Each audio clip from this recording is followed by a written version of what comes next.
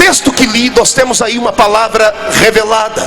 É o apóstolo São Paulo, o apóstolo das missões modernas, o homem que desvinculou a nossa fé do judaísmo e plantou a semente do evangelho em lugares longínquos, onde as pessoas jamais julgaram que seriam necessários chegarem até lá.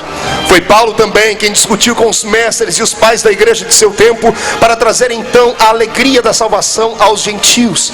E foi Paulo também quem desfrutou das maiores revelações que um homem poderia ter em Deus e com Deus. Foi ele mesmo quem deixou escrito a todos nós aquilo que os olhos não viram, aquilo que os ouvidos não ouviram, aquilo que não subiu ao coração do homem. É isto que Deus tem reservado para todos aqueles que amam ao Senhor e aguardam o seu toque. E foi Paulo também que na carta aos Coríntios disse para todos nós no texto que lemos: existem pelo menos dois homens que permeiam a terra e ocupam o mesmo lugar no espaço. Um deles é um homem terreno e o outro é um homem celestial. Repita comigo: homem terreno. Diga: homem celestial. Deu para decorar? Agora só vocês. 1, 2, 3. Homem. Segundo, homem. Olhe para essa figura linda do seu lado e diga: isto aí é para você. Pois bem, tentando entender o que Paulo está dizendo, porque Paulo está dizendo que aquele que é da terra vive de coisas da terra e é terreno, mas está dizendo que aquele que vive do céu é feito de coisas celestes. Foi aqui que o Senhor Deus me deu esta poderosa palavra. Eu quero, com a mensagem de hoje, nesses 25 anos de congresso missionário, deixar uma palavra de ordem ao diabo e aos seus asseclas. É tempo, de uma vez por todas, de soltarem as mãos desta igreja, porque esta igreja é a igreja do arrebatamento. Esta igreja tocará os céus, e esta igreja jamais poderá continuar da forma em que está vivendo, com pessoas descaídas, com pessoas oprimidas, com pessoas deprimidas, com pessoas entristecidas, com pessoas com indagações sem respostas. Satanás tem uma missão nesta terra, e a missão dele se divide em pelo menos 3 verbos. Ele só sabe matar, roubar e destruir. Para isso ele segue uma outra sequência de ordem. Primeiro ele destrói a alma do ser humano, onde estão as suas emoções. Depois ele vem e rouba o espírito do homem, onde habita a sua sabedoria. E por fim ele acaba matando o corpo do ser humano. Talvez seja por isso que Satanás tem trabalhado em todos esses anos, jogando o ser humano para baixo, fazendo as pessoas pensarem que são pior do que verme, fazendo as pessoas pensarem que são piores do que os outros seres humanos que estão ao redor delas. Depois da mensagem de hoje, você vai sair daqui de cabeça erguida e nunca mais vai se inclinar para ninguém, a não ser para aquele que está sentado num alto e sublime trono.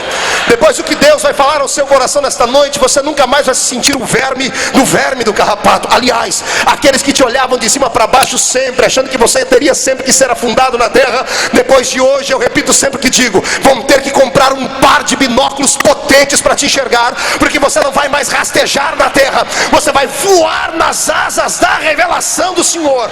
Só quem está preparado para voar mais um grito de glória vai lá. Com isso você me empolga e toca o coração de Deus. Foi esta a missão de Jesus de Nazaré. Foi por isso que ele mesmo disse que sobre ele estava o Espírito do Senhor. O Espírito que trouxe sobre ele poder para libertar os cativos, para dar vista aos cegos, para trazer àqueles que estavam desmotivados da vida uma força maior para viver. Jesus, sendo uma pessoa tão notória, sendo um nobre celeste que veio permear esta terra com os seres humanos, poderia ter sido egoísta, poderia ter pedido aos céus que jogassem sobre ele todos os seus holofotes, mas ele não fez isso. Ele repartiu com os descamisados, ele repartiu com aqueles que estavam jogados à beira do caminho. Eu fico imaginando o que tinha ele, que dia tomar um barco e sem rumo sair com os seus discípulos, sem dar uma explicação a eles. Não falou a eles se iria para uma grande conferência, se iria para uma grande cruzada. De repente chega em uma grande cidade na terra de Gadara, e ao invés de ir à casa do prefeito, ao invés de ir a um grande comércio, pega ele e se dirige para o cemitério da cidade. O que tinha ele que ir ao cemitério, se todo nazireu não podia tocar em coisa morta e nem colocar os pés no cemitério?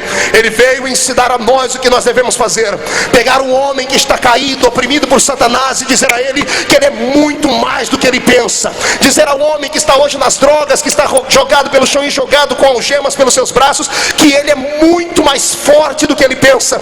E se nós conseguimos colocar na mente dos homens o que eles são, não vai sobrar mais espaço para os demônios operarem. Isso vai começar aqui entre nós. O Senhor primeiro vai te motivar, vai te colocar de pé. Alguns crentes vão sair daqui hoje com uma autoridade tão grande que vão perguntar pelas ruas de Camboriú onde é que tem um terreiro de macumba.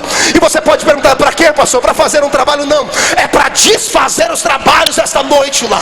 Receberam tanta autoridade, irmão Evandro Pedro Amorim, pastor Reuel, receberão tanto poder na sua vida que não vão mais se curvar para ninguém, porque esses que estão aqui me ouvindo nesta noite são embaixadores do reino de Deus, e quem é embaixador não se curva para homens, nem para anjos e nem para demônios. E se eu estou falando para embaixadores, que eles tirem o pé do chão para darem um grito de glória àquele que fez os céus e a terra.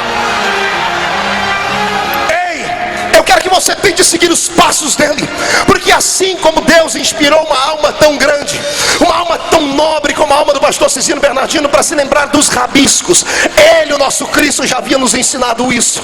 Quando o homem esquecido dentro do cemitério pela população toda estava, foi o meu Senhor e o resgatou. Interessante, Jesus empreendeu esta grande viagem missionária só para pregar ao gadareno. E alguém pode até pensar, pastor, e o que ficou depois? Abra a sua Bíblia lá pelo livro de Atos dos Apóstolos, você vai ver que certa vez, quando Paulo chegou em uma cidade chamada Decápolis, a igreja já estava instaurada através do evangelho lá. O missionário, ex-possesso por Satanás, ex-cavalo do diabo, agora ovelha do pasto do sumo pastor, homem cheio de fé e de esperança. O meu Cristo sempre olhou para aqueles que foram jogados às traças. Eu me perguntei um dia o que fazia ele na beira da praia à tardezinha, certa vez estando ali olhando para as águas, escrevendo com o seu dedo na areia. Se houvesse relógio, possivelmente ele olharia para ele de segundos em segundos, esperando o movimento que haveria de acontecer.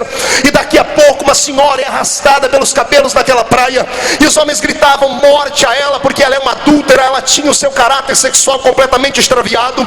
Era uma mulher que ninguém gostaria de olhar para ela, de ser amigo dela. Ela já estava destruída moralmente. Mas o meu Cristo, que é um mestre que busca as espigas, olha nos olhos dela. Quando os homens me perguntam, a lei manda matar, e o Senhor o que diz? Ele diz, quem não tem pecado, atire então a primeira pedra. E alguém olha para o chão para ver o que ele volta a escrever, e ele crava os dedos no chão e diz, eu vim para que tenham vida e a tenham em abundância.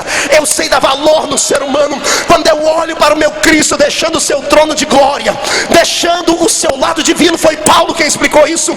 Ele, mesmo sendo Deus, não teve por usurpação ser igual a Deus, antes aniquilou a sua forma divina e veio entre nós e se fez carne. Eu fiquei me perguntando uma, duas, 1 milhão de vezes, e quando eu descobri o que ele veio fazer aqui, eu confesso, passei noites acordado chorando e dizendo, Deus, eu não sou merecedor. Satanás pegou o homem, colocou o homem debaixo do pó. Satanás pegou o ser humano e esfregou a cara dele no chão, e Jesus olhou e disse, nada disso, o ser humano é muito maior do que ele pensa. Eu vou lá para resgatar a integridade física, a integridade moral, a integridade intelectual. Eu vou resgatar este ser humano do limbo do inferno. E foi isso que Jesus fez. E eu quero deixar uma profecia liberada aqui. Esse irmão que está aí do seu lado, todo cheirando CC, o coitadinho está aí todo sofrendo. Se eu fosse você, eu não humilharia ele, não me esquivaria dele. Se eu fosse você, aliás, eu daria um jeito de dar um abraço nele, pedir um autógrafo dele na palma da sua mão agora. Por quê, pastor? Porque daqui a alguns anos, para você abraçar ele, chegar aqui nesse púlpito, vai ser difícil, porque ele estará aqui, porque meu Cristo vai restaurar a vida dele. Eu quero dizer aos homens e mulheres que estão assistindo este programa em casa, que estão assistindo essas mensagens, não me importa se você foi, não me importa que esse tipo de ser humano é você, se era uma prostituta, se era um drogado, se era um drogalito, se era um pederasta, se você era um corrupto. O que importa é que quando meu Jesus entra na vida do ser humano, ele pega um lixo e transforma em luxo, pastor Paulo Sacramento. Ele pega o que não é e transforma naquilo que é. Estou vendo o pastor Paulo aqui, estou me lembrando, pastor Paulo pregando lá no sítio na minha cidade, no chamado Lagoa das Canoas, e no meio do sítio, no meio da roça, no meio da fazenda, no meio dos arbustos, um homem matuto da roça, religioso até os ossos. E quando o pastor Paulo fez o apelo, lá saiu o homem do meio da roça, matuto, entregando a vida para Jesus. E eu sou grato a ele por isso. Esse homem é meu sogro hoje. Alguém confrontou a fé, falaram para ele que ele não era nada, que ele não seria nada, e de repente, quando a palavra do evangelho chega nele, o Senhor transforma ele num fazendeiro, coloca ele de pé. É isso que Jesus fará com você hoje. Não me interessa se você veio para cá num jegue, se veio andando de chinela havaiana. Eu só sei que o ano que vem, ai Jesus, amplie não apenas o ginásio, amplie os estacionamentos. Haverá uma unção de prosperidade sobre esses que aqui vieram, porque este é o tempo do resgate. Só quem concorda comigo, levante essa mão direita para cima. Pegue o irmão que está do seu lado pelo braço, melhor, coloque a mão no ombro dele, agarre o ombro dele, pede licença, pede desculpa, diga que é o pregador maluco que está mandando, chacoalhe ele até ele ficar irritado, tira ele do lugar, diga para ele, é isso que Deus fará na sua vida, é isso que ele fará na vida dos seus filhos, é isso que Deus fará com você, ele vai te sacudir.